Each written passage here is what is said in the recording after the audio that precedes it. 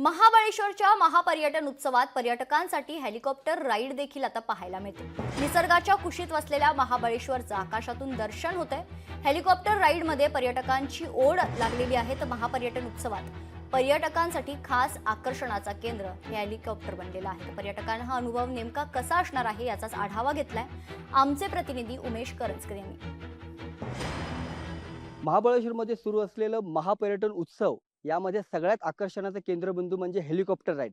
पर्यटनासाठी येणाऱ्या प्रत्येक पर्यटकाला इकडे हेलिकॉप्टर राईड करण्याची इच्छा जी आहे ती होते। ही हेलिकॉप्टर राईड करण्यासाठी तुम्हाला ऑनलाईन बुकिंग करावी लागते। जवळपास 5-1 हजार रुपयाचा खर्च येतो।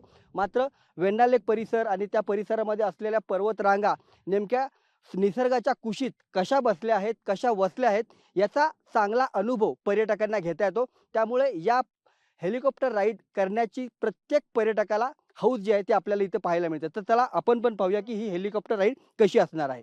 हेलिकॉप्टर राईड करताना आपण पाहू शकतो की हेलिकॉप्टर मधून नेमकं महाबळेश्वर कसं दिसतं। कारण ब्रिटिशकालीन असं हे शहर, कारण ब्रिटिशांनी थंड हवेचं ठिकाण म्हणून याचा विकास केला आणि त्यानंतर स्वातंत्र्य उत्तर काळानंतर जर आपण पाहिलं तर हे शहर सगळ्यात जास्त बहरलं।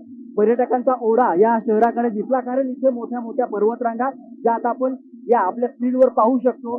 यासोबतच या पर्वतरांगाच्या कुशीत असलेल्या मोठ्या लेक त्याचा आकर्षण जे आहे ते संपूर्ण पर्यटकांमध्ये असलेलं आपल्याला पाहायला मिळालं आणि याचा अनुभव जो आहे तो आपल्याला आता हेलिकॉप्टर राईड मधून देखील घेता येणार आहे। त्यामुळे महाबळेश्वर मध्ये सुरू असलेलं महापर्यटन उत्सव यामध्ये जी हेलिकॉप्टर राईड केली जाते ती पर्यटकांसाठी सगळ्यात मोठी पर्वणी ठरते आणि नेमकं महाबळेश्वर कसं दिसतं आकाशातून हे पाहण्याचा अनुभव पर्यटकांना या राईड मधून घेता येतो। पर्यटनासाठी येणाऱ्या प्रत्येक नागरिकाला असं वाटतं की हवाई सफर करावी, जेणेकरून महाबळेश्वर आकाशातून कसं आहे, त्याचं सौंदर्य कसं आहे याचा अनुभव त्या पर्यटकांना घेता येणार आहे।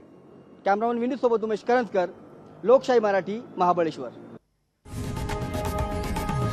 लोकशाही मराठी, ऐका, पहा, जागरूक रहा।